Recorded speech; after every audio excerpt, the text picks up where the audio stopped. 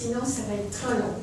J'ai préparé un petit texte et je suis vraiment très contente et émue de vous voir ici parce que c'est un projet qui a demandé énormément de travail et du temps. Comme vous le savez, notre colloque avait lieu en 2019.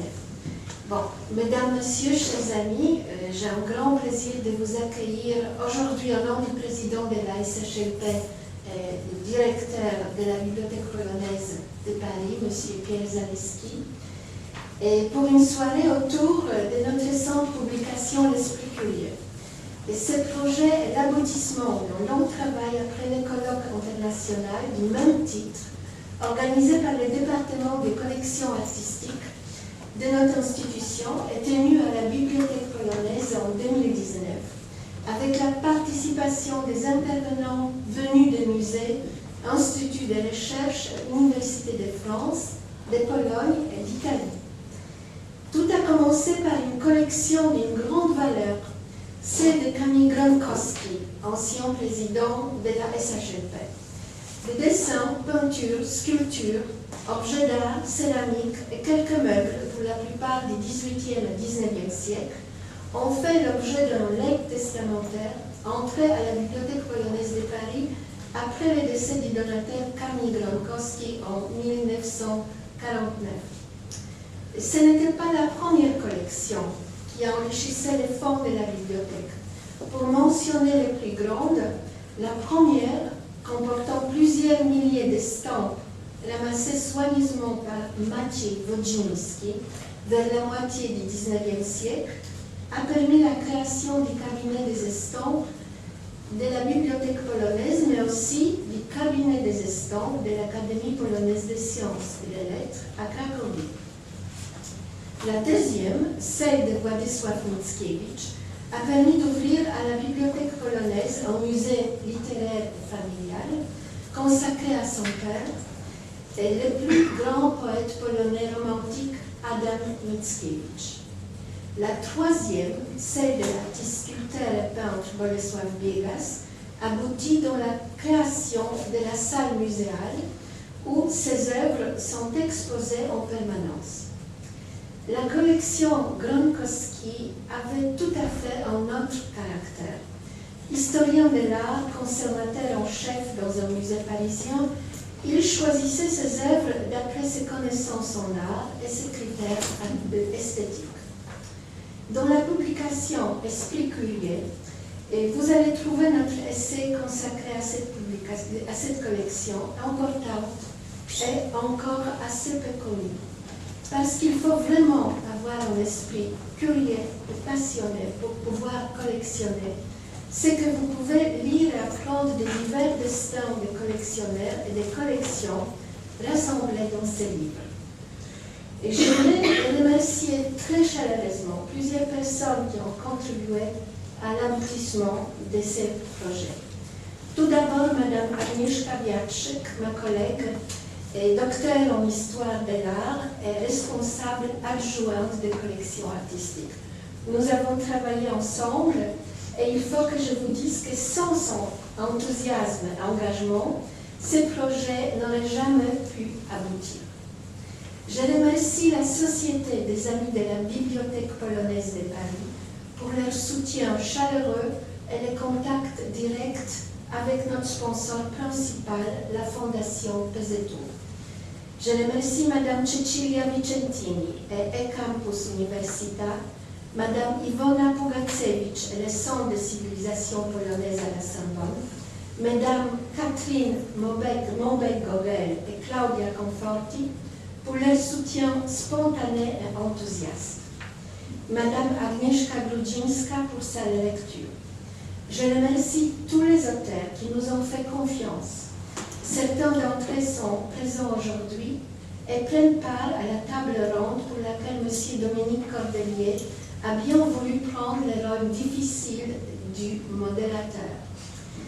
Nos remerciements vont finalement vers la maison d'édition Marais Martin et son directeur, M. Gaël Martin, pour l'acceptation spontanée de ces projets et son soutien, ainsi que de son équipe pendant tous les processus de la réalisation. Et maintenant, je vous donne la parole. Merci beaucoup.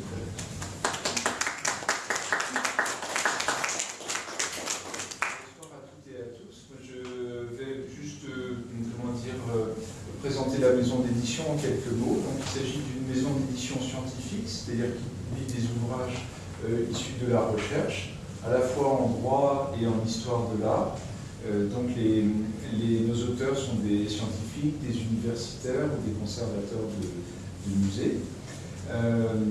Ce projet m'a été proposé, j'étais très heureux et je n'ai pas hésité très longtemps pour l'accepter, parce que le sujet est d'abord très intéressant, les contributions sont variées, et voilà, le sujet de la collection est vraiment très intéressant. Ce qui me plaît aussi, c'est de pouvoir, à travers ce livre, puisqu'il est beaucoup sujet de collections polonaises, de collectionneurs polonais, de mieux faire connaître ces artistes en France, parce que je crois qu'ils ne sont pas toujours suffisamment connus. Et dans ce cadre, d'ailleurs, nous avons initié d'autres projets. Et j'ai un projet qui, je pense, intéressera le public, qui est un projet de livre sur les collections et l'art polonais au XIXe siècle en peinture et en sculpture. Il n'y a pas de livre sur ce sujet et on travaille avec deux conservatrices du Musée national de Varsovie sur ce projet. Voilà, écoutez, je vais juste vous faire cette présentation.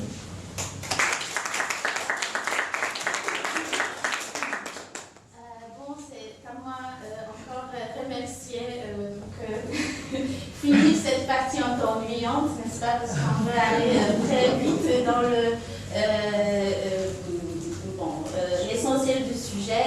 Je veux remercier encore Anna Chabowska qui m'a remercié de...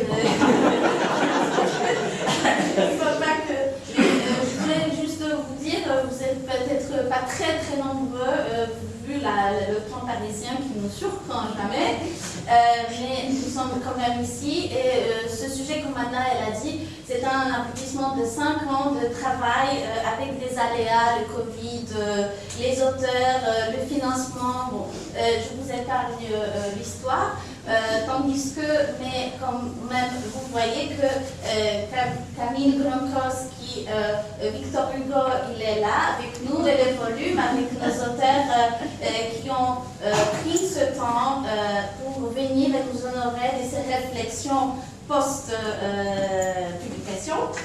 Et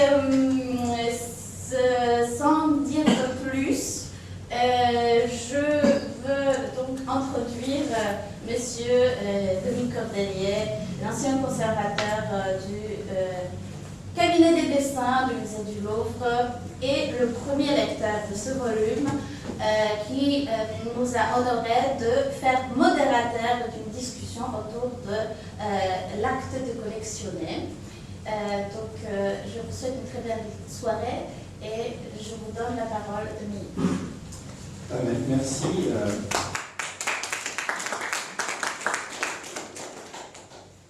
Merci, c'est une invitation de dernière minute et assez imprudente qui m'a été faite de venir parler dans cette maison que préside Pierre Zalewski, que je remercie de son invitation, comme je remercie évidemment Anna Czarnowska et Agnieszka Biaczak de m'avoir associé à cette soirée. Alors évidemment, c'est une invitation imprudente parce que je ne suis absolument pas un historien des collections, mais absolument pas. Je devrais parce que, ayant travaillé au département des arts graphiques, donc au cabinet des dessins, j'ai travaillé dans un endroit où, depuis la fin des années 50, on a consacré beaucoup d'énergie à la connaissance des collections. Bien sûr, il y a eu, alors je vais prendre des collectionneurs un peu dans l'ordre chronologique, mais les études n'ont pas été forcément dans cet ordre-là. Des études sur Vasari, sur Giorgio Vasari, sur Baldinucci, sur Carlo Maratti. J'ai croisé Catherine Loisel qui aurait été bien plus appropriée que moi pour modérer cette soirée, et celle-ci est consacrée. Evrard Jabach aussi, donc collectionneur allemand installé à Paris. Pierre Crozat, Mariette, deux amis d'Argentville, Saint-Maurice, Is de la Salle, enfin bon, Philippe de Chenevière, vraiment je devrais être au courant du sujet. Et je ne le suis pas, ce qui m'a donné une certaine forme de, comment dire, d'ingénuité, d'innocence, et surtout une grande forme d'ignorance au départ, pour lire ce volume qui est une des initiatives très importantes dans ce domaine, qui est un domaine complexe parce qu'on ne sait pas exactement où le situer par rapport, par exemple, à l'histoire des musées, à une histoire beaucoup plus matérielle, par exemple concernant les dessins, tout simplement, le répertoire des marques de collection de dessins et d'estampes qui a repris vie il y a quelques années grâce à la Fondation Custodia et qui est aujourd'hui un projet très, très dynamique. Je crois que je vais quand même faire une petite parenthèse pour revenir à ces choses qui ne sont pas si ennuyeuses que ça, qui sont les remerciements aux mécènes, qui ne sont pas du tout ennuyeuses parce que c'est un vrai tribut de gratitude qu'on a à leur égard. Des remerciements aussi à l'éditeur. Mar et Martin, c'est une maison qui, vous ne l'avez pas dit, a été fondée il y a une vingtaine d'années, qui a un palmarès brillantissime sur une période très courte, et qui a développé vraiment une grande collection d'histoire de l'art en donnant la voix aux thèses soutenues par les docteurs en histoire de l'art, ce qui est extrêmement courageux et extrêmement bénéfique pour la discipline, et tout cela sans jamais négliger l'histoire de la critique d'art, l'histoire des musées et quelque chose qui est au centre de tout ça, qui est l'histoire des collections.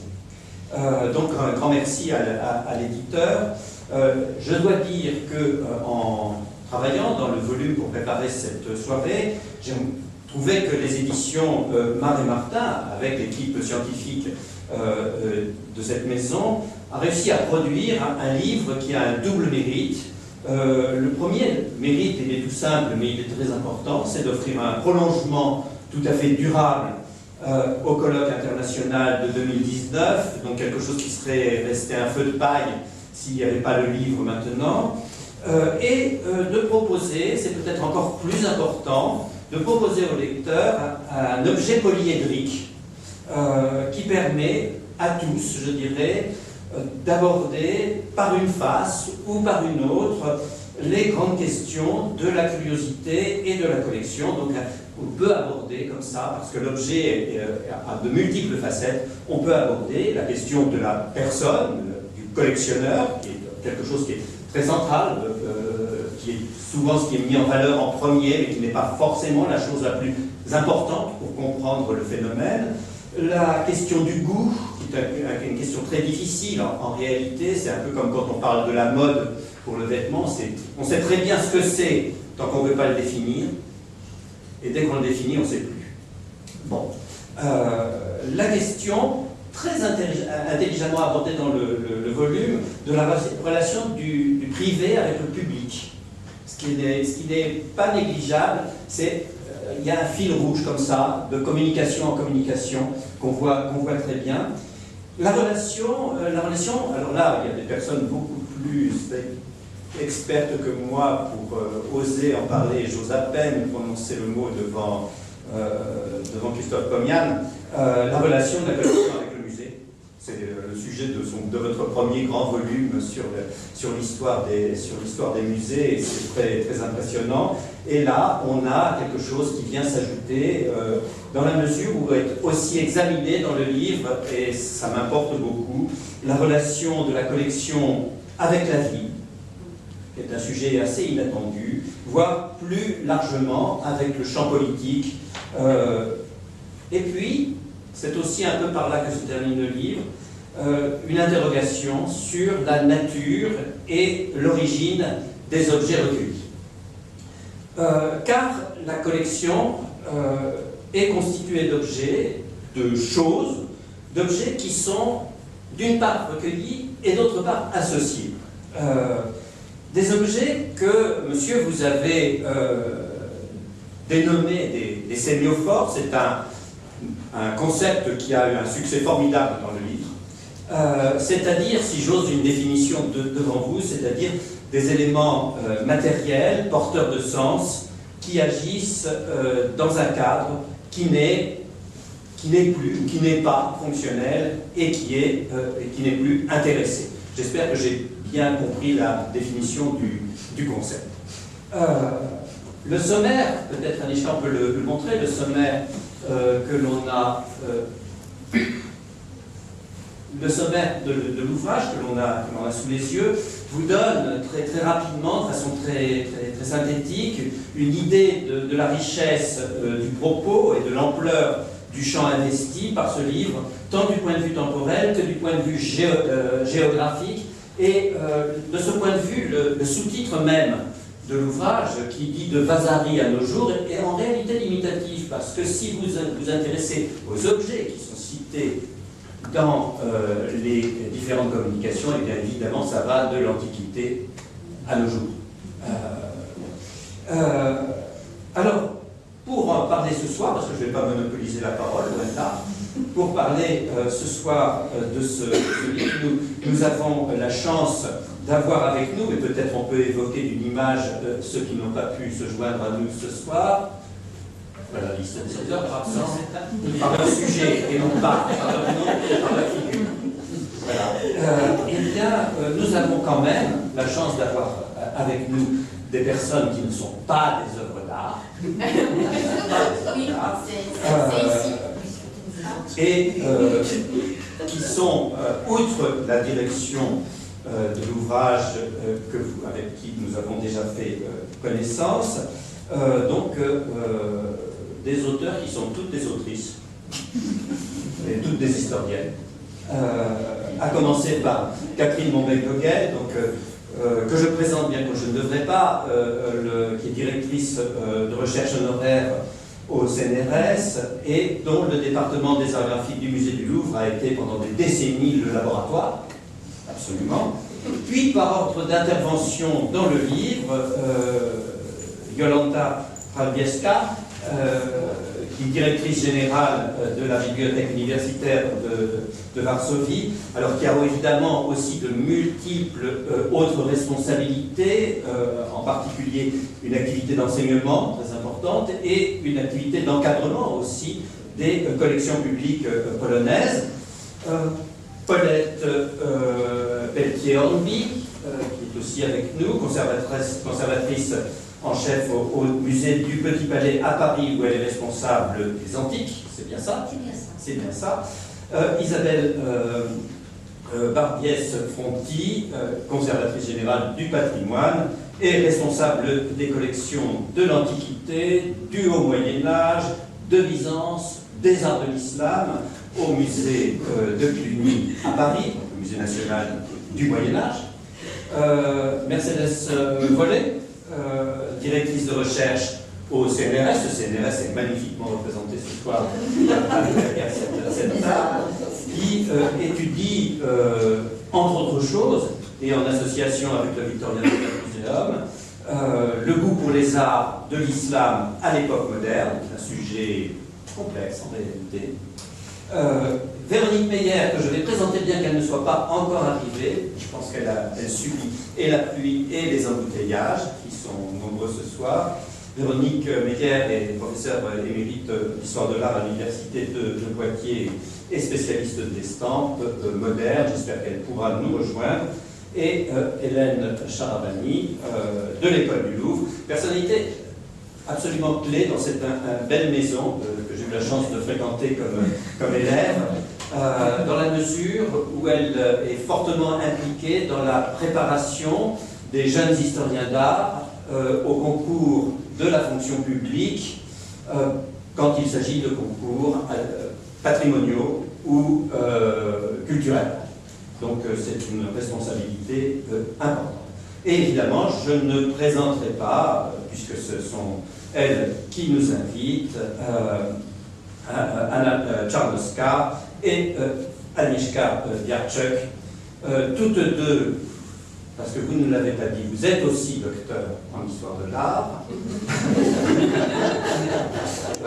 toutes deux, donc docteur en histoire de l'art, toutes deux responsables à des degrés divers des collections artistiques de cette très attachante et très belle maison.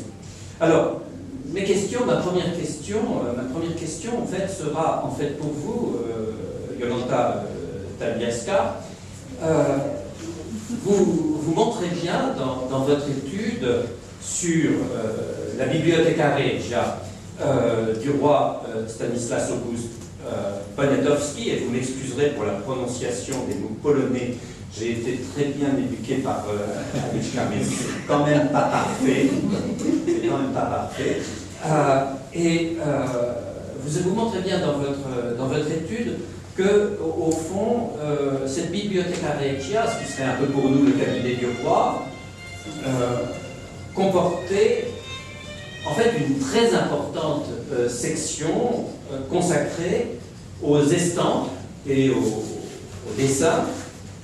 Et ce qui est particulièrement passionnant, mais ce n'est pas le seul cas dans l'espèce qui est examinée dans le volume, c'est que c'est une création ex nihilo, cette collection.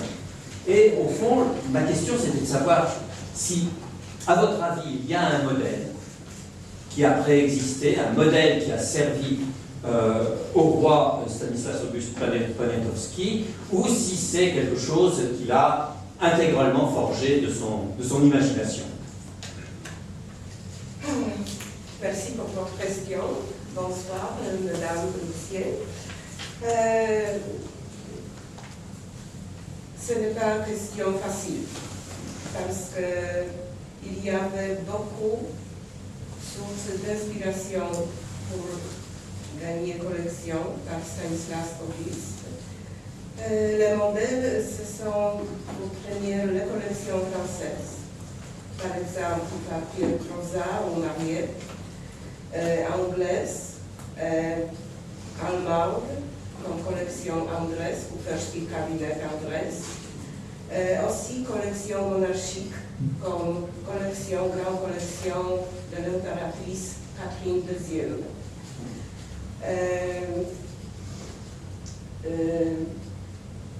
Il faut souligner que c'était très très important le conseil de Madame Geoffrin, spécialement pour Stanislas August très jeune. Il était très souvent à Paris, en France.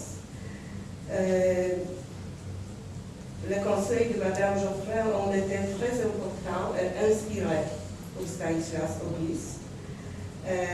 Aussi le conseil d'artistique de Marcello Bacciarelli, aussi très important. Nous pouvons rappeler toutefois que c'était l'époque que les idées de Karl Heineken de Dresde sont très très importantes pour collectionneurs du XVIIIe siècle.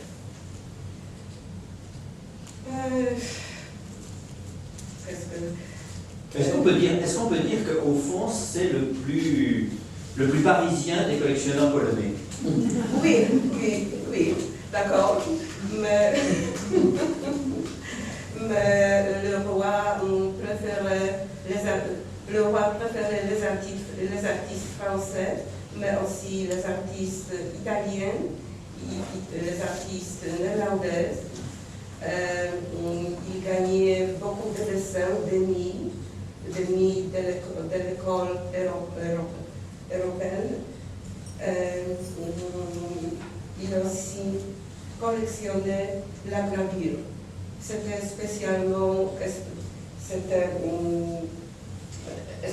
particulièrement, aux gravures d'interprétation. C'était très très riche partie de la collection royale. Oui, une collection malheureusement en grande partie détruite. Oui. Malheureusement. Oui, malheureusement. Si ce titou avait été conservé, on serait devant quelque chose. Oui, plus que 60%. Ouais, 60% de la collection, qui est énorme. Et je vois que, en fait, vous avez illustré votre communication avec ce dessin qui, moi, me passionne, oui.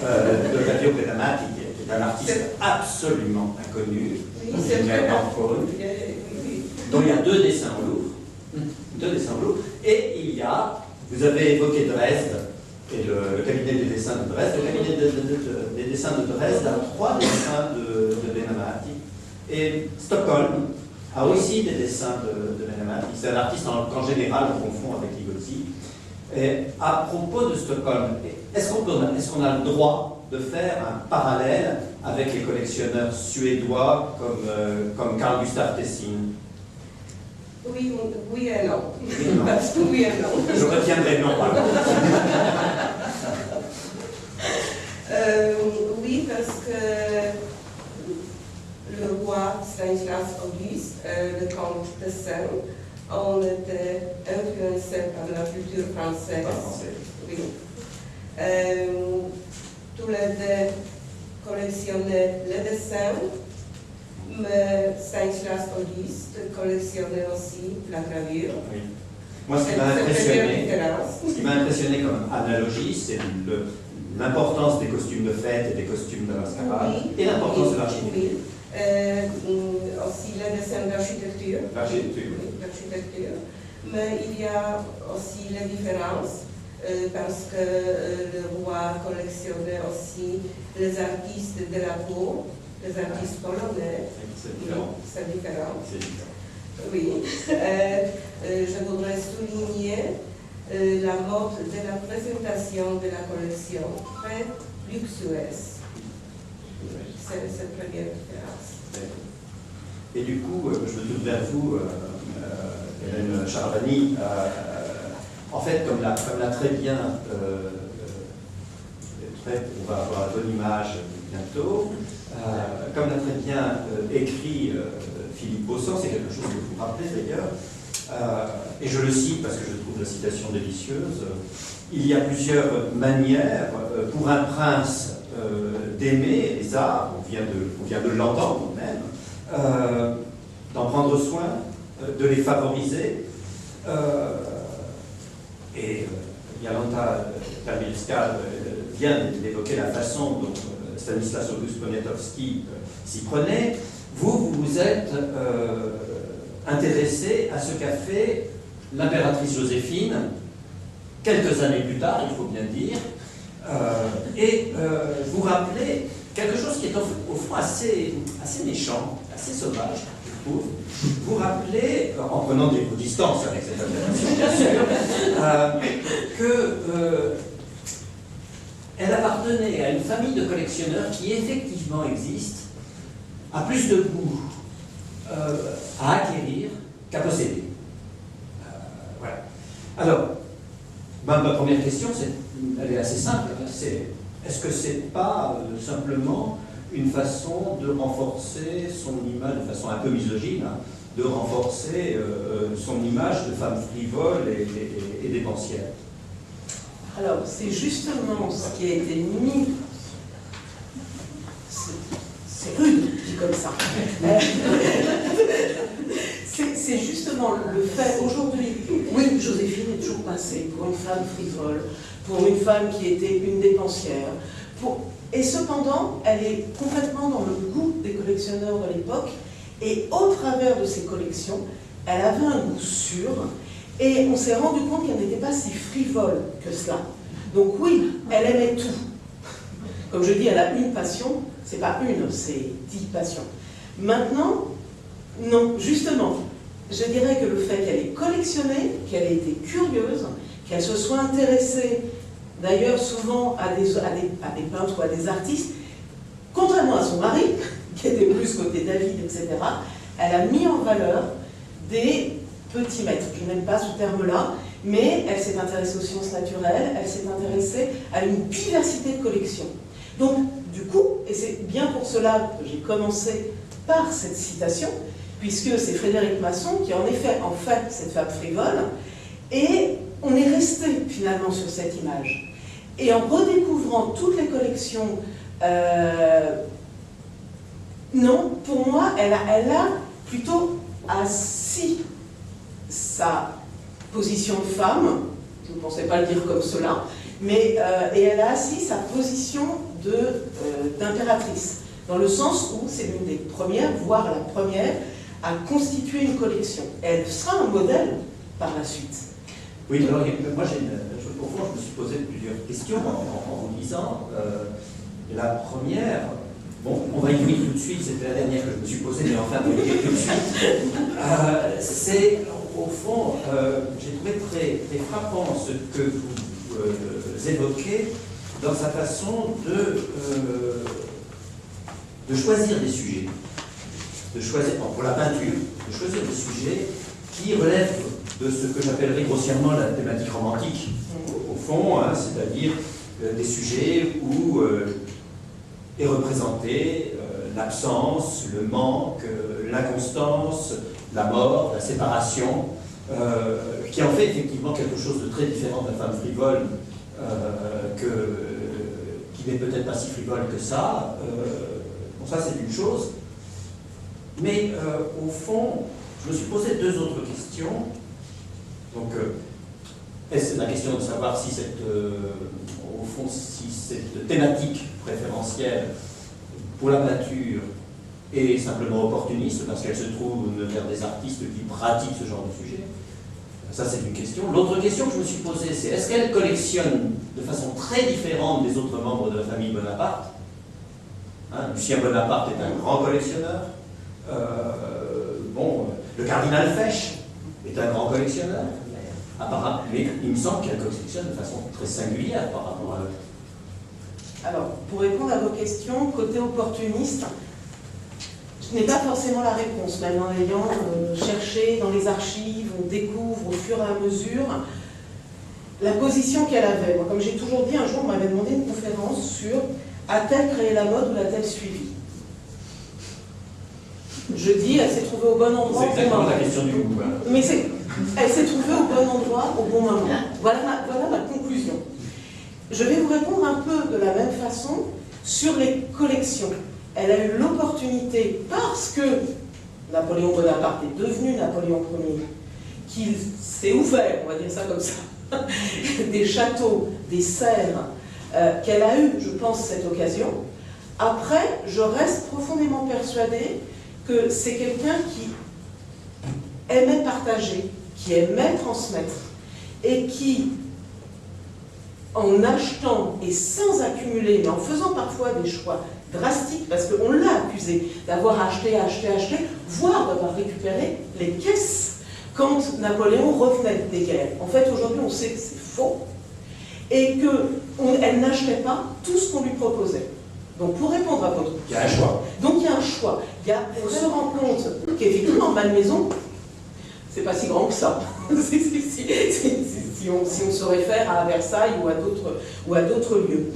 Et on a longtemps dit, ah, mais elle a possédé plein de collections égyptiennes. En fait, quand on regarde la proportion, il n'y a pas tant de choses que cela. En revanche, vous regardez l'histoire naturelle, les sciences naturelles, si on remontait à la marquise de Pompadour ou à d'autres personnages antérieurs, je ne citerai pas Marie-Antoinette pour une fois, on se rend compte que derrière, il y a quelque chose de réfléchi. Notamment sur les sciences naturelles, on sait qu'elle discutait d'égal à égal avec les conservateurs du Muséum d'histoire naturelle.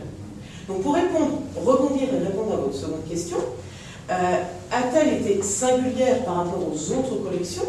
Lorsque l'on regarde effectivement la collection de Lucien Bonaparte, qui finalement il va laisser aussi à sa mère, ou la collection du cardinal Fesch, à mon sens, il y a une plus grande curiosité et diversité. C'était des concurrents, ça c'est clair, net. Lucien Bonaparte a quand même été l'un des premiers, avec le cardinal Fesch, à créer une galerie en pensant déjà à la conservation préventive. On est au début du 19e. mais en revanche, pour moi, c'est cet intérêt complètement diversifié et le fait qu'elle ait su s'entourer des bonnes personnes. Et la chose très frappante, c'est que finalement, dans sa pratique de la collection, sa collection ouvre sur le jardin, sur la ménagerie, donc sur un type de collection alors non plus d'objets, mais du vivant, qui est un peu différent. Donc, à mon avis, effectivement, c'est une personnalité singulière. Autre personnalité qui crée une collection ex nihilo. Ex nihilo. C'est pas une collectionnalité. Ce qui n'est pas le cas de Dussombrard. Ce qui n'est pas le cas de Dussombrard. Parce que avec Edmond du Sommerard, le fils d'Alexandre du Sommerard, c'est bien ça. Alexandre du Sommerard, dont la collection est à l'origine du Musée national des arts du Moyen-Âge, qu'on connaît aujourd'hui. Au fond, avec Edmond, qui sont le fils d'Alexandre, on touche à un autre type de collectionneur, véritablement, qui est le collectionneur conservateur. Ouais. Avec Edmond, oui, avec et déjà Edmond, avec oui. Alexandre, puisqu'Alexandre fait visiter son musée, le visiteur qui pratique son musée, notamment après l'installation, qui intervient assez tard dans sa vie, dans l'hôtel de Cluny.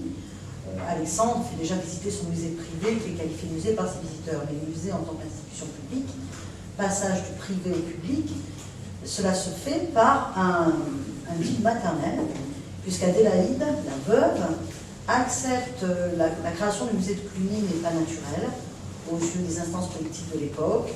Il existe déjà, notamment, dit-on, le musée des Invalides, qui est comparé, on ne sait pas pourquoi, plutôt préférentiellement au Louvre, et on se demande si c'est vraiment nécessaire de créer ce musée, tout ça est bien cher. Et donc, pour forcer un peu la décision avec l'appui de certains hommes politiques importants, par exemple Arago, cela se fait avec une négociation de la mère d'Edmond, la veuve d'Alexandre, qui accepte de baisser singulièrement le prix de l'ensemble de la collection de son époux en échange de recrutement de son fils comme conservateur. Alors l'hôtel, elle n'en était pas propriétaire, il était locataire. Et ça coûtait cher à l'État du coup de se substituer au propriétaire et par ailleurs de prendre en charge, avec le plan Lenoir, la partie antique des thermes et de créer une grande institution. Donc il y avait un patrimoine à acquérir auprès du marchand de biens qui possédait l'hôtel de Cluny depuis la période postérieure à la Révolution et à la destitution pour les abbés de Cluny de leur hôtel, et l'achat de la collection. Et c'est pour ça que le premier cahier d'inventaire, dont j'ai mis une image dans le petit essai, est un inventaire après décès qui répertorie pièce par pièce, ce qui nous permet de connaître le premier musée privé du musée aujourd'hui national du Moyen-Âge. C'est lui et d'autres personnages qui inspirent Honoré de Balzac dans son cousin Fons, mais c'est bien lui le prince du bric-à-brac, Alexandre. C'est bien lui. Et Edmond, en fait, a perdu son père très jeune, et adolescent, il a vécu auprès de ce père qui écrivait un ouvrage important, qualifiant sa passion frénétique pour l'histoire de France, et préférentiellement celle du Moyen-Âge et de la Renaissance, tout en étant une figure d'autodidacte. Donc c'est très émouvant d'ailleurs au musée de Cluny dans nos archives de voir ces petites recensions par ordre alphabétique de tout. Il prend des notes comme un élève vraiment. Et Edmond a tout partagé avec son père. Il a partagé la poursuite de la collection tout en la faisant passer du privé au public. Ça, c'est la chose absolument extraordinaire. C'est l'angle d'attaque que j'ai voulu, à l'invitation d'Agnieszka, mettre en évidence. Ce n'est pas tant un article sur le début des collections, sinon il aurait fallu adjoindre des monuments historiques, puisque nous avions une double tutelle. J'ai vraiment voulu investiguer, à l'invitation des organisatrices, cet aspect-là qui me semblait très intéressant. Oui, comment finalement, en continuant une collection personnelle, on crée une collection publique. Exactement, ça me semblait fascinant. Et une collection publique qui n'est pas à la mesure de ce que vous voyez aujourd'hui, puisqu'Edmond du Sommerard, pour ne pas prendre la parole trop longtemps, il a eu une chance extraordinaire, devenant jeune conservateur. Il a vécu très longtemps. 40 ans. Il a 40 ans d'exercice, jusqu'à sa mort en 1885. La complicité, la bienveillance du carnet d'adresses qu'avait constitué son père en tant que collectionneur et membre de la Cour des comptes, donc des gens très importants qui l'ont aidé, qui l'ont guidé, qui l'ont permis des acquisitions, mais au-delà de ça, un vrai regard. Et une passion partagée avec son père pour quelques collections qu'il singularise pour le musée de Cluny, mais où on sent que ça aurait pu être sa collection personnelle. Je parle des arts du feu, qui sont une des singularités du musée de Cluny. Et les tapisseries sur le tard, taraudées par Prosper Mérimée. Il achète certains des ensembles qui nous sont si précieux aujourd'hui, à savoir évidemment la tenture de Saint-Étienne, et puis la Dame à la licorne, qui est repérée 30 ans, et j'avais terminé, j'avançais chronologiquement, mais David et Belsabé, et on pourrait même adjoindre la tenture de la vie seigneuriale, qui sont les 4 ensembles, qu'il achète plutôt sur la fin de son mandat. Il est bien évident que, et je terminerai par là pour laisser les questions aux autres, il est bien évident que cette figure de conservateur, telle qu'on peut la connaître, maintenant j'ai presque l'impression de me mettre dans ses pas, tellement j'ai travaillé sur ses acquisitions, C'est ça aussi que parfois c'est ce qu'on appelle le récollement, on a vraiment une collection par cœur, du pragmatique au plus philosophique. Edmond Dussommoir avait un talent particulier. Tous les conservateurs ne l'ont pas, on le sait, mais c'est bien si on l'a, c'est-à-dire de savoir repérer les choses qui formaient cohérence. Mais à la fin de son mandat, la collection va de la préhistoire à son art contemporain, ne l'oublions jamais.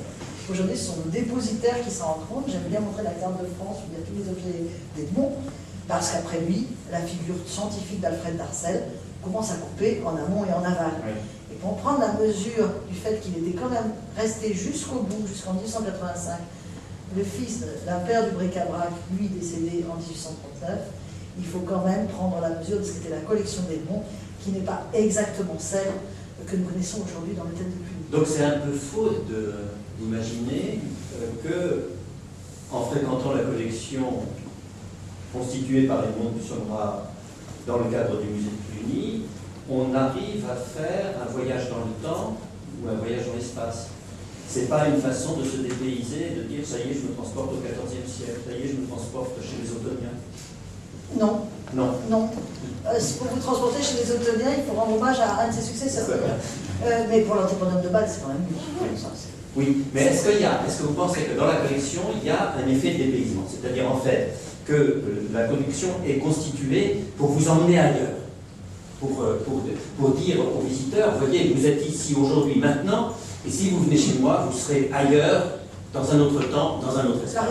La réponse est vraiment oui, et c'était déjà l'idée de son père, le voyage dans le temps, parce qu'ils étaient amoureux de l'histoire, c'était ce narratif. Il s'agissait vraiment d'un récit au travers de l'objet. C'est pour ça qu'ils achètent, qu'Alexandre achète le lit supposément de François Ier, le verre supposément d'Anne de Bretagne, parce que les objets doivent raconter une histoire, on le sent très bien. Mais ça, c'est la même démarche que Revoil, par exemple. Exactement, c'est la démarche de Revoil. Et je terminerai simplement en vous disant que cette idée aussi du contenant et du contenu est pleinement leur. Et cet hôtel 1500 pour accueillir le Moyen-Âge et la Renaissance était parfait. Et finalement, les successeurs qui ont une action plus scientifique, qui resserrent le propos, restent fidèles jusqu'à ce que, sous l'initiative géniale, il faut bien le dire, pour le confort des collections et des visiteurs, de séparer les deux, qui revient à l'ère de Brandebourg, c'est à ce moment-là. Non, Francis Salé, je parle de la création du château de Pécoin. Voilà. Et donc en fait, jusque-là, on était resté comme dans une situation de transition du Moyen-Âge à la Renaissance, qui abolissait les frontières entre les deux périodes. Alors après, on peut considérer que la création du château d'Écouen et du musée national de la Renaissance a été formidable, pour plein de raisons, notamment l'épanouissement des deux collections. Mais c'est vrai que le lieu choisi par Alexandre, dont il avait rêvé en passant devant, lui qui était très à l'étroit dans son appartement près de la Bourse, était un lieu parfait. Un hôtel 1500, à la fois encore médiéval et déjà avec les premiers exemples de la Renaissance à Paris, entre cour et jardin, la galerie, l'escalier en saillie. C'était un hôtel parfait pour être finalement à l'image d'une chose qui me plaît le plus dans l'histoire de l'art, qui est de dire qu'il n'y a pas de rupture entre les périodes, mais des transitions. C'était l'écrin parfait. Écoutez, merci, mais donc je pense qu'il y a deux points qu'on va pouvoir aborder avec vous directement, Mercedes Velay, parce que, en fait, d'un côté, vous avez mis le doigt sur la question de la céramique, qui est vraiment l'objet chéri. Et puis l'autre chose, qui est la question de l'adéquation de la collection au lieu qui l'accueille, ou lieu choisi pour la collection. Et ces deux points qui sont évidemment très importants dans votre communication et dans votre article sur le goût pour l'art islamique. Vous l'étudiez à partir d'un exemple qui se trouve au Caire dans les années 1860 et vous montrez en fait comment l'objet de haute curiosité arabe ou orientale, ce que nous appelons aujourd'hui les arts de l'islam, eh bien, d'abord c'est un objet de vitrine. C'est un point qui est très important, ça va être très important chez les Rothschild par exemple. Et puis, en fait, vous montrez quelque chose qui est intéressant du point de vue vraiment de l'idée même de collection. C'est que l'objet, il peut être collecté encore plus que collectionné, en quelque sorte. parce qu'il peut être pris, saisi, on peut se l'approprier, en fait, pour le réemployer, pour le remonter, pour en faire un élément d'une architecture nouvelle, qui devra avoir l'air d'une architecture ancienne. Une façon, j'allais dire, d'intégrer dans l'édifice la collection, qui n'est pas quelque chose... Alors, c'est pas la démarche tout à fait de Duchamp, c'est pas si loin, mais c'est pas la démarche de Duchamp. Mais moi, j'aurais bien aimé vous entendre là-dessus, parce que je me suis demandé si, au fond, on ne demandait pas à l'architecture d'harmoniser la collection. Oui, ça serait une très belle définition. Non, mais moi je pense quand même que ça a à voir avec, ça a quand même à voir avec Cluny et le fait, donc l'exemple dont vous parlez, c'est la maison musée d'Ambroise Baudry au Caire, donc petit frère du peintre Paul Baudry, et Paul Baudry, donc le grand frère, quand il vient visiter son petit frère au Caire, voit cette maison et s'exclame, c'est un Cluny arabe. Ah, pas mal. Donc ça, d'abord, ça je n'aurais pas pu l'inventer moi-même, ça c'est quand même la magie des sources, hein, quand on en a c'est extraordinaire. Et donc le fait que pour Paul Baudry, à l'évidence, cette maison, je veux dire effectivement faite de remploi et de copies et de pastiches, soit considérée comme un Cluny arabe, montre bien quand même qu'il il me semble qu'il y a une force très importante. Alors, pas de Edmond Ducemois, mais du précédent. C'est du lieu, de la maison musée, en fait, où on essaye de restituer quelque chose. Alors, au Caire, c'est plus facile, enfin, encore que non, c'est exactement la même chose qu'à Paris, où on démolit énormément, où il y a des gens qui récupèrent, découpent en petits morceaux, remontent. Donc, c'est des salles entières, mais c'est aussi, dans le cas du Caire, tous ces petits morceaux de marqueterie, en fait, je veux dire, qui permettent de faire des meubles, qui permettent de refaire des plafonds, qui permettent de refaire toutes sortes de choses. Donc, aussi. oui, non, les meubles d'Alexandre sont remontés à partir. Oui, et puis après, je veux dire, c'est un de mes collègues a étudié ça, on parle des meubles à la clunisienne. Voilà. La technique à la clunisienne, qui est plus tardive, qui consiste à prendre un fauteuil ancien, le couper en deux pour en faire un sofa, parce qu'au milieu, enfin voilà. Donc, alors on peut évidemment crier au sacrilège, en se disant, mais c'est horrible ce qu'on fait à ces choses-là. Mais de fait, en tout cas dans le cas du Caire, si ces collectionneurs n'avaient pas remployé des pièces entières, il n'y a pas que la maison d'Ambroise Baudry, il y a aussi ce qui est la chancellerie, enfin qui sert aujourd'hui de vestibule à la chancellerie de l'ambassade de France au Caire. Si ces choses-là n'avaient pas été rachetées et remontées, elles auraient disparu, elles auraient été brûlées. Il faut absolument réfléchir sur le rôle du vandalisme dans la conservation. C'est un point terrible. C'est très vrai, par exemple, pour les manuscrits enluminés. Vous avez un magnifique manuscrit enluminé à Dresde, pour le bon. On en coupe une page parce qu'on est un voleur, un vandale, un horrible bonhomme. On la vend à Paris, elle rentre au Louvre. Bombardement de Dresde, plus de manuscrits. Tout ce qui reste, c'est ce qui a été vandalisé. Bon. Le rôle des collectionneurs dans le vandalisme est assez étrange et assez paradoxal. Sauf que là, c'est pas du vandalisme. Là, c'est pas du vandalisme au Caire, c'est des... Le vandalisme est en amont, c'est de la destruction et fait par d'autres. La destruction prédate depuis de très longues dates. Donc, je veux dire, il y a énormément de décomptes, c'est une ville de décomptes, c'est une ville en ruine, et l'administration qui s'occupe des biens culturels en particulier organise en permanence des ventes aux enchères, c'est exactement comme à Paris. Je veux dire, où on peut se procurer des éléments anciens qui ont été récupérés dans des décombres. Oui, et c'est ça que... Mais l'existence d'un marché fait que c'est incitatif. Oui, ou à l'inverse, oui, c'est la poule et l'œuf, je sais Oui, pas.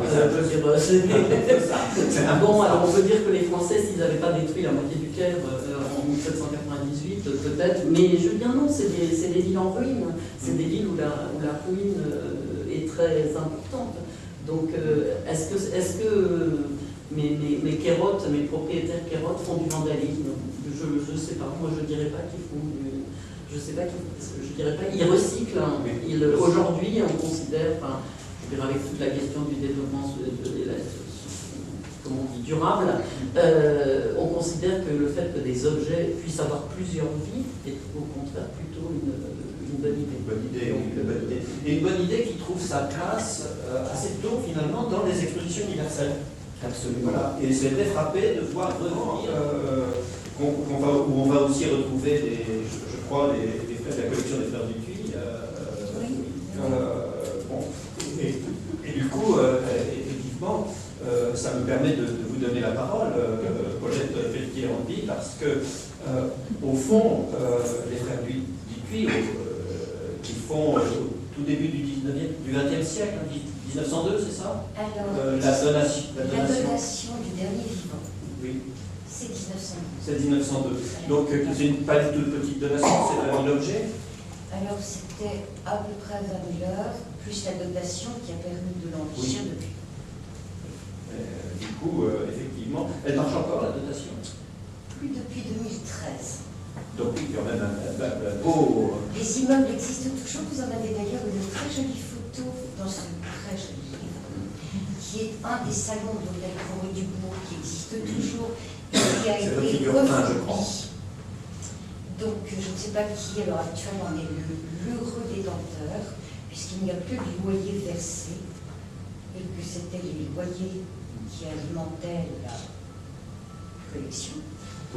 Donc, une collection qui survit par des moyens financiers Jusqu'à qui s'augmentent. 2013. Ça devait servir à l'installation, à l'entretien et l'accroissement d'une collection, jamais mêlée à une autre, dans un local central, toujours gratuit, ouvert aux travailleurs pour leur permettre de former leur goût et servir leur inspiration tout en protégeant ce qui était en train de disparaître avec la mécanisation, c'est-à-dire les techniques artistiques anciennes.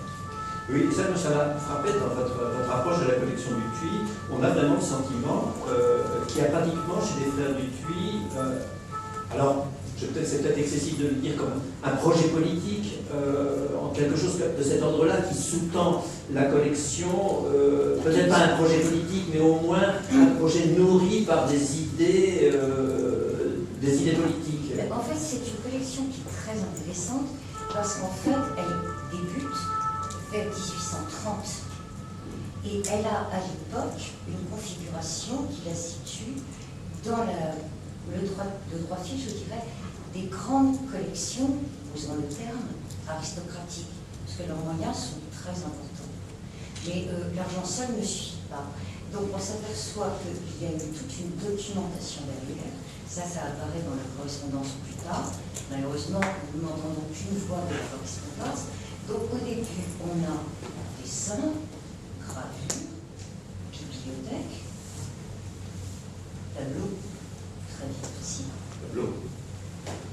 Dans celui-ci, effectivement, qui n'est qu'un des moindres, bien qu'il soit petit. Et on a beaucoup reproché à la collection du Tuy de manquer de français et d'italien. Parce qu'on sent très bien que l'orientation majeure, aussi bien dans le domaine des dessins que des estampes, ce sont les écoles du Nord. Avec quelques chefs-d'œuvre de l'école française. Oui, c'est ça. C'est-à-dire qu'en fait... La rareté italienne. Aussi. Mais ça, c'est justement, c'est ça qu'on trouve chez les Tuy. C'est que Eugène, que je connais beaucoup plus mal, en fait, parce que j'ai beaucoup plus étudié, évidemment, Auguste, puisqu'il était censé être celui qui aimait les antiques. Alors j'ai découvert avec intérêt que c'est Eugène qui avait commencé, et pas Auguste. Donc le tableau en question, ils l'ont acheté tous les deux. Et effectivement, on a très peu de tableaux d'ailleurs. Ça aussi, ça fait partie des choses intéressantes. Eugène étudiait les écoles de gravure et les publiait. Il y a consacré énormément de temps. Il s'est aussi beaucoup intéressé, effectivement, aux gravures italiennes. Et Auguste, qui vivait à Rome, documentait pour lui. Les publications d'Eugène sont copieusement documentées et reprises à la marge par Auguste. Et là, on est beaucoup plus tard, parce que cette collection, elle continue de se développer. En gros, on pourrait dire qu'elle est du Tuy, puisqu'on parle homme, il y a eu des femmes aussi, lorsqu'il se trouve au Petit Palais. Ah, c'est pas seulement ce soir. Pas seulement, absolument, ça avait commencé bien avant. Alors le seul problème, c'est que comme on est en train de découvrir que les femmes sont généralement mal représentées, la collection sauf Lucie et ce soir, et donc la collection a été donnée au nom de 3, c'est-à-dire Héloïse, qui est morte la première. Donc Henri Lapose dit dans sa publication qu'elle s'intéressait énormément aux arts de l'Orient. Ce qui est ennuyeux, c'est que là où il cite une facture d'une pièce qui aurait été acquise par Héloïse, malheureusement cette facture a disparu depuis 1925. Soit il y a une coquille dans la reproduction, soit il y a un petit souci parce que la date de la facture est postérieure à la mort d'Héloïse. Ce qui laisserait à penser que c'était une collectionneuse acharnée d'un genre particulier outre-tombe. Et parallèlement, nous avons des lettres d'Auguste à Eugène, parce qu'on a en fait pratiquement que la correspondance d'Auguste à Eugène, où il annonce qu'il a acheté les blancs de Chine à Rome. Donc on peut en conclure que du côté des arts de l'Asie, il s'intéressait aussi à la question. Et Eugène également. J'ai découvert très récemment, en lisant quelques échanges épistolaires Auguste à Froner, qu'en fait, Auguste n'aimait pas du tout le Moyen-Âge. C'était Eugène. Et il dit que la Renaissance, c'est pareil. Lui, il n'aime pas ça. Donc on arrive à discriminer les goûts de l'un par rapport à l'autre à mesure qu'on dépouille l'archive. Mais ils sont amateurs solidaires. Et bien entendu, parce que en fait, les premiers testaments datent de 86, c'est l'année de la mort d'Eugène. Le projet, il est commun, c'est indiqué d'emblée par Auguste, qui dit qu'il respecte la volonté de son frère. Après, ce qui va évoluer, c'est la révolution, parce qu'en fait, le collectionnisme peut aussi marcher de pair avec le nationalisme, mais dans une collection pareille, on a toujours jusqu'en 1896, c'est soit Paris, soit Rome, soit les arts décoratifs, soit le Museo Industriale de Rome. Parce qu'Auguste y a vécu, comme il le précise dans son testament, près de 50 ans. Et si, ensuite, toujours, la ville de Paris, première série, n'en veut pas, la ville de Paris, à ce moment-là, devient la légataire pour la partie française, et à défaut, l'Accademia Vinci. Et la veuve d'Auguste donnera à la ville de Paris un certain nombre de pièces qui sont restées dans leur villa de la Via del Babuino à Rome, qui se rajouteront à l'ensemble, mais qui ne peuvent pas être discernées, parce qu'en fait, l'inventaire, il m'a fallu des années pour comprendre, a été, lui, rédigé bien après l'arrivée à Paris de ce qui devait comporter majoritairement des images publiques. Et le reste, Teresa Celli, veuve du Tuc, l'a légué à l'Accademia dei Lincei, qui n'a jamais compris pourquoi cette femme, qui avait été modèle de l'école française et d'une instruction relativement, comment dire, ce n'était pas une femme extrêmement cultivée. Auguste a épousé, et elle a donné à l'Accademia parce qu'elle suivait en tout les volontés de son mari. Son mari était mort à défaut de la ville où il avait songé à l'Accademia. Elle était à Rome, elle est morte à Rome, elle a légué à l'Accademia la Vincelliste qui pouvait rester. D'où la Sala du Tuc, qui permet de compléter aussi d'une manière intéressante ce qui se trouve. Maintenant, juste, je vais en terminer parce que tout à l'heure, Isabelle parlait de ce qui n'est pas rentré de la collection du Sommerard. Il y a une partie de la collection du Tuc qui n'est pas rentrée. Et ça, c'était la volonté. C'est pas que c'est pas rentré, c'est que ça a été dispersé parce qu'il y avait c'était à l'étroit. Voilà, absolument. Mais Bon, la dispersion, on la trouve aussi chez les Dutuis, mais pour une raison un peu différente. Parce qu'en fait, Auguste était peintre, il rêvait d'avoir du talent. Et il aurait dû ne pas en avoir. On lui concède maintenant qu'il n'était pas si mauvais. Il y a eu pire. À l'époque, on dit même que c'était pas si mal. Mais ils ont collectionné de la peinture contemporaine. Et toute cette partie-là a été dispersée dans deux ventes aux enchères du vivant des collectionneurs. C'est-à-dire que cette partie-là, on a souhaité qu'elle fasse partie du lagon. il s'arrête à ce qui, en fait, était tombé dans l'histoire et déjà consacré. Et on s'aperçoit que c'est un merveilleux florilège de techniques. Je m'en suis rendu compte parce que les catalogues de collections de musées ont parfois un intérêt. Quand on travaille sur un pan d'une collection, il y a quelques années, j'ai publié les vases. Pas les vases grecs, mais les vases antiques, parce qu'on n'a pas que du grec dedans. Et en travaillant chaque pièce individuellement, et chaque pièce est un casse-tête, je me suis rendu compte qu'on retrouvait à peu près, et on manque 2 ou 3, toutes les techniques que l'on pouvait trouver à l'époque où ils collectionnaient, antiques, illustrées par 1, 2, 10 pièces. Toujours avec un intérêt particulier. Et comme disait Auguste Dutuit à une époque à son frère, les pièces hors ligne, si on peut encore les trouver, mais si elles n'ont pas d'intérêt scientifique, elles n'ont pas d'intérêt du tout. Donc on est passé de la conception art industriel à quelque chose de beaucoup plus large et du domaine de la civilisation. Voilà. Oui, mais j'ai été frappé par ce que vous disiez tout à l'heure, qu'il y avait chez Dutuit une volonté un peu de tutoyer les collections aristocratiques.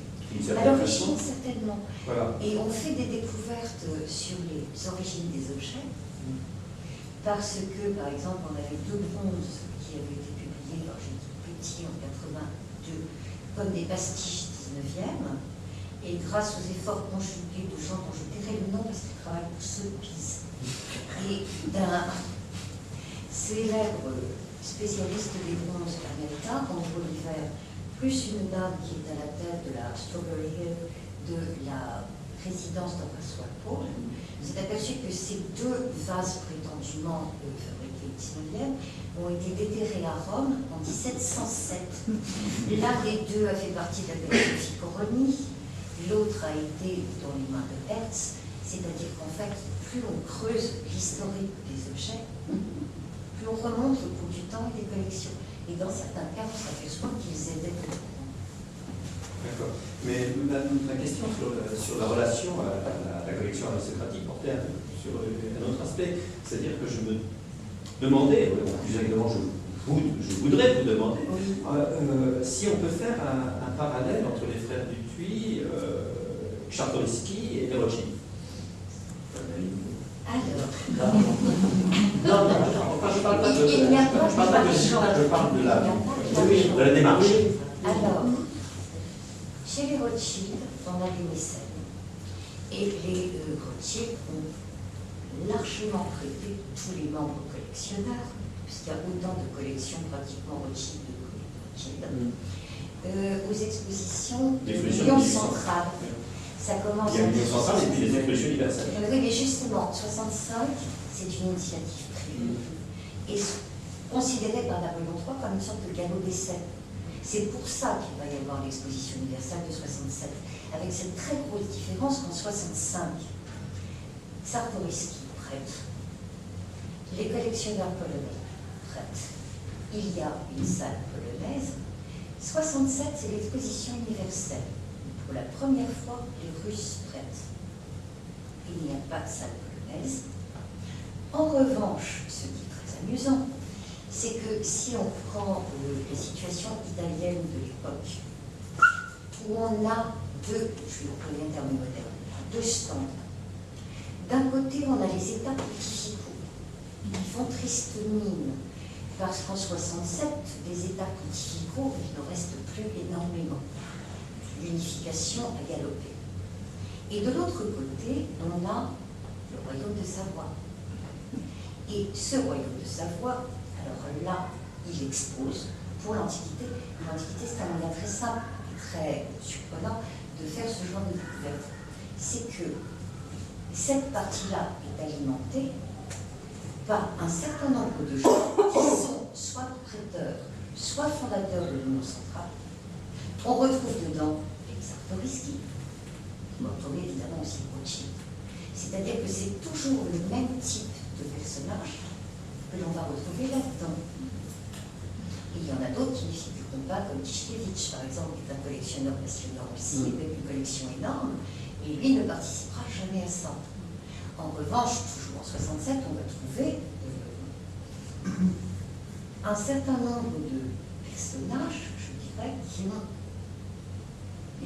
appartiennent à une certaine mouvance, les Castellani. Or, quand on creuse un tout petit peu plus, on s'aperçoit, et ça vaudrait aussi, mais probablement avec des nuances, on est dans un monde qui a une approche européenne au-delà des frontières.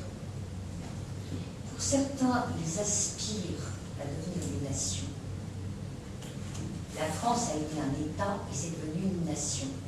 Et elle est pilote dans certains domaines, et je dirais dans la mutation énorme de la collection du 19e, où on a cette espèce de muséum central qui se met en place, cette sorte de revendication un peu, comment dire, centrée sur lui-même, la nouvelle robe, après la nouvelle Athènes, et on s'aperçoit que pour d'autres États en formation, dont la fondation ne sera que plus tardive, ça vaut pour la Pologne, ça vaut pour la Hongrie, qui se soulève au même moment en France, et bien on retrouve dans ces révolutionnaires, enfin, avec Czartoryski, c'est un peu compliqué parce qu'on a des royalistes et on a des républicains, mais on s'aperçoit qu'en fait, ces mouvements qui les poussent à revendiquer l'unité, les poussent également, on les retrouve en Italie, largement installés pendant une bonne part du temps, exilés, on les retrouve à Paris, la bibliothèque historique polonaise. Certains de ces noms, on les croise là, et c'est certainement pas un hasard. Et donc, puisque on vous est êtes chez des Carbonari, ouais. chez des francs-maçons, chez des gens qui font de la politique dans les milieux de la collection, où on a des aspirations différentes qu'on retrouve. 67, en 78, on voit aussi ce que ça a donné, et on voit aussi le retour, alors que 78, l'exposition est désertée par les Carbonari. On a beaucoup plus de monde et le nouveau monde, et on a le retour de ces fameux anciens collectionneurs, fondateurs et prêteurs de l'Union, qui a beaucoup évolué aussi. Donc on a un fil conducteur dedans, mais ça prend des années, et ça demanderait plutôt des collèges de recherche que des individus, pour croiser les fils et voir où ils mènent. Si je prends l'hôtel Como du Bourg, et c'est pas de la fin, je m'arrête, je suis trop bavarde. L'hôtel Como du Bourg a été le siège du concert Pleyel. Contrairement à ce qu'on peut lire un peu partout, Pleyel n'était absolument pas le propriétaire du Como du Bourg. L'hôtel particulier appartenait à la famille du Clos du Tu depuis 1813. Et Frédéric Chopin y a joué dans les salons, alors pas celui qui est présenté là, un autre. Et dans ces salons, on a joué devant des têtes couronnées. Moi, je me suis posé une question bête, à un moment donné, j'ai pas la réponse. C'est comment Pleyel lui-même, je ne sais pas s'il était franc-maçon, son père, j'en suis sûre. Comment se fait la location de l'hôtel Como du Bourg à Pleyel? À l'époque, on passait difficilement par des agences immobilières. Qu'est-ce qui a fait que la famille du Clos du Tu, famille de francs-maçons, a loué à Pleyel, fils de franc-maçon, pour recevoir des gens comme Chopin, dont on sait qu'il l'était. C'est-à-dire qu'on a toute une sorte de réseau derrière qui croise la collection, l'histoire, parce que la collection n'est plus un simple hobby, elle est autre chose. Elle fait partie intégrante de l'évolution historique et sociale. Donc, en fait, c'est un champ de recherche qui est absolument passionnant. Oui, je vous remercie de l'ouvrir à nouveau. Et au fond, bon, tout ça invite quand même à développer cette typologie des collections et collectionneurs. Alors avec des sommes rares, on avait d'une certaine façon l'exemple de collectionneur qui devenait conservateur, et finalement avec Camille Gronkowski, on a le contraire. On a un conservateur qui devient collectionneur et donateur. Et donc, on est par rapport au Somra, on est évidemment quelques décennies plus tard, hein, Et au fond, moi j'aurais bien aimé vous entendre, Anna Czarnocka et Aniczka Barczak pour nous présenter plus précisément Camille Gronkowski.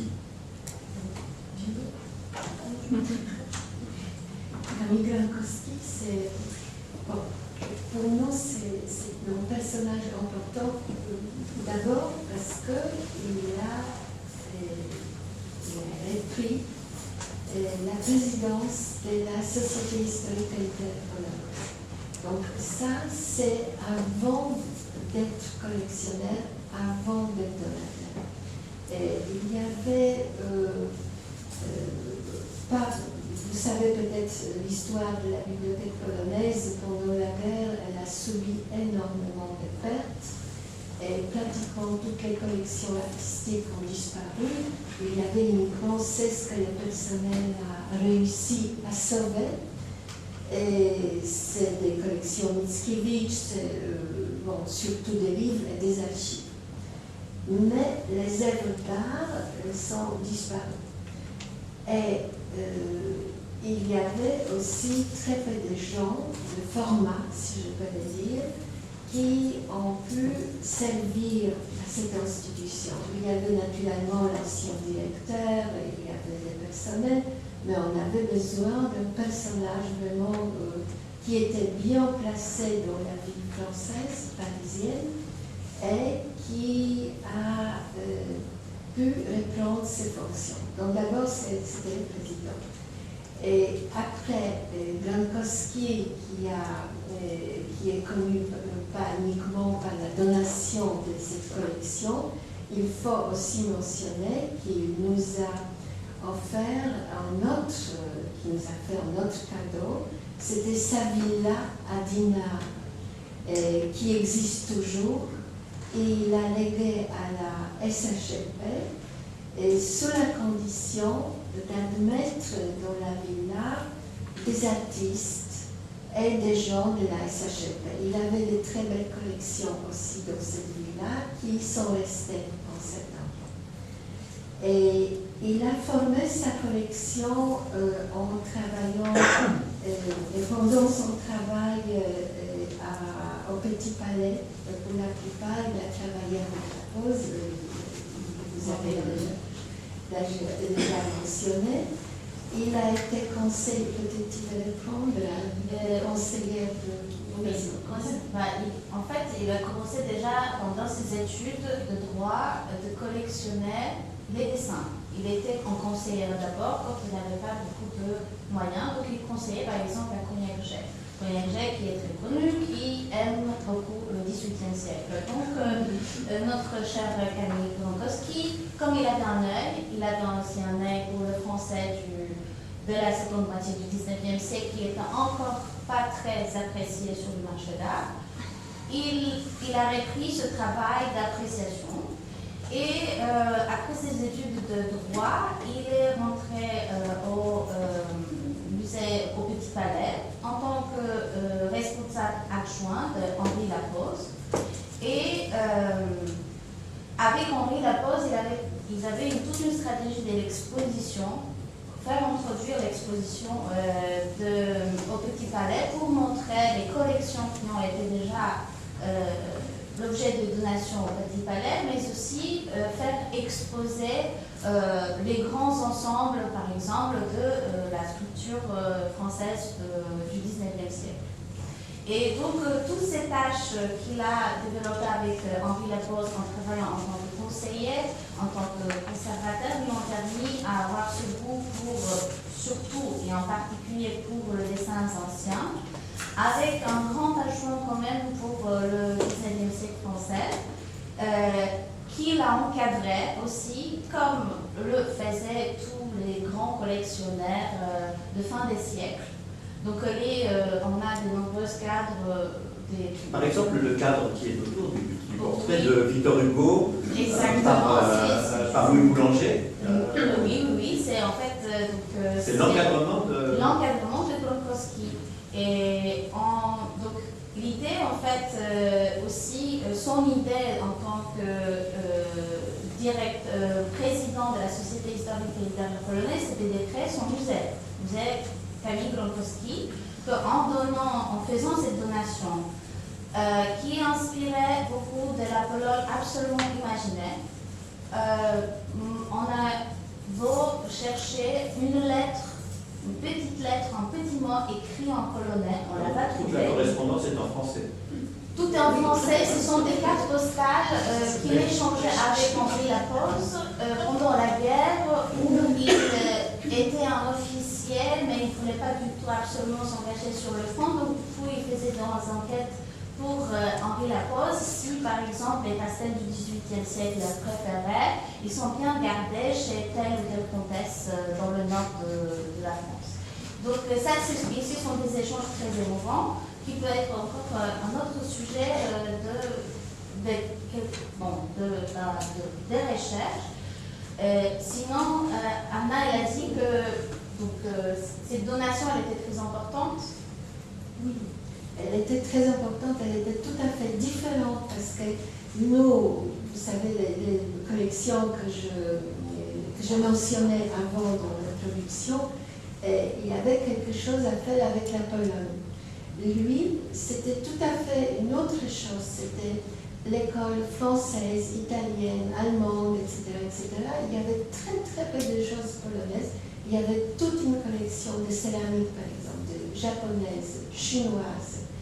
Et il y avait des tableaux aussi, de magnifiques tableaux.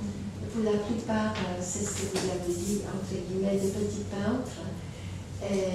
Il y a des meubles qui sont importants et objets d'art, des souvenirs. Malheureusement, l'histoire de cette collection, il nous reste une partie des collections parce que malheureusement, la société avait des moments difficiles et à une certaine époque, une partie de cette collection a été vendue pour pouvoir payer l'électricité, l'eau, etc., etc. Donc nous n'allons pas faire de recherche parce que c'est peut-être pas tellement intéressant. On a des listes, on a des inventaires, mais il y a encore beaucoup de travail à faire. Oui, ça a fonctionné finalement comme une fondation qui était obligée de trouver ses propres fonds pour s'alimenter. Oui et non, c'est-à-dire fondation, vous parlez de la collection? Oui, de la collection au sein de la société. Oui, je pense que Kamil Gronkowski ne les savait pas. Il n'a pas Il imaginé. n'avait pas, non. Mais c'est intéressant, c'est une collection vraiment qui mérite encore, et nous espérons beaucoup travailler ensemble avec Madame Kadielska pour pouvoir la publier. Le catalogue, l'inventaire de la Le catalogue complet de la collection, c'était une grande tâche, mais avant de conclure, en fait, j'aimerais poser une question, peut-être la question fondamentale à Catherine Montbel-Gauguel. Non, mais c'est une question fondamentale, parce qu'il faut quand même préciser que Catherine Montbel-Gauguel est avec les manes de Kamil Gronkowski d'une part et avec Claudia Conforti d'autre part, véritablement une des figures tutélaires de ce livre qui est aujourd'hui à disposition de tous les lecteurs. Et la question que je voudrais poser, au fond, porte évidemment sur Giorgio Vasari. Donc Giorgio Vasari, bien connu de tous, peintre, architecte et collectionneur au milieu du XVIe siècle en Toscane, mais pas seulement, à Rome aussi, et collectionneur et artiste, dessinateur, peintre que vous étudiez depuis le milieu des années 60, de façon très, très précise. Et la question, au fond, c'est celle-là. C'est en quoi, en fait, il y en aura deux, je pense. En quoi Vasari, dont le nom apparaît dans le sous-titre du livre, est-il la figure fondatrice de ce qui nous intéresse ce soir? Par quoi il peut revendiquer cette place? Alors, je commencerai par dire que la figure tutélaire de ce volume, c'est Christophe Pommiat. Et je voudrais quand même le préciser. qui connaît très bien le rôle de Vasari dans l'histoire des collections, mais il y a eu bien d'autres noms. Vasari est important pour les dessins, et les dessins c'est effectivement une catégorie essentielle pour l'histoire de la création et dans l'histoire des collections. Alors, Vasari est important parce que c'est le premier auteur qui ait parlé de sa collection. D'abord, c'est le premier grand auteur historiographe de l'art italien, et il a parlé de ses propres dessins. Et vous avez peut-être vu l'exposition qui a eu lieu au Louvre il y a quelques années, l'année dernière, très récemment, qui montrait des dessins avec des encadrements. On ne sait pas très bien comment s'est passé ces montages de la collection Vasari, comment s'y prenait-il. Il devait avoir des volumes. En fait, il appelle ça le libro dei disegni. Libro, on a interprété ça de manière diverse. Ce qui est certain, c'est que Vasari cite des dessins, décrit des dessins lui-même. Donc, sa collection était certainement très importante. Elle a eu toute une histoire par la suite. Elle a été augmentée et elle a été dispersée. Elle a été dispersée et par la suite, les grands amateurs du dessin ont tous voulu avoir des dessins du libro de Vasari. Je pense en particulier à Mariette, qui a réuni beaucoup de dessins, qui avait beaucoup de dessins de la collection de Vasari, et qui indique régulièrement ex Giorgio Vasari, Olim, d'autres noms. Ceci dit, l'histoire de la collection Vasari est compliquée, mais ce qu'il faut retenir, c'est que Vasari a été effectivement le premier auteur, le premier à écrire, à citer, à décrire les dessins lui appartenant. Ça, c'est mais alors justement, c'est de là ma deuxième question, en fait. Ma deuxième question, c'est est-ce qu'être collectionneur comme Vasari, c'est pas une certaine façon d'être un super artiste, un artiste finalement qui possède la maîtrise de tous les autres, un peu comme qui aurait une position dans son époque un peu comparable à ce qu'on appelle aujourd'hui les curateurs dans les expositions, qui finalement instrumentalisent les œuvres d'art et ont une vision surplombante et dominatrice de l'ensemble et disent bah, finalement, hein, conceptuellement, c'est moi qui maîtrise tout ça, même s'ils ont apporté des choses. Ce qui est certain, c'est que Vasari se considérait comme le meilleur des artistes de son époque, de sa génération. De sa génération. De sa génération. Il reconnaissait Raphaël, il reconnaissait Michel-Ange, il reconnaissait Parmesan, mais de sa génération, des maniéristes florentins, il n'y a pas tout, ils sont considérés comme la meilleure.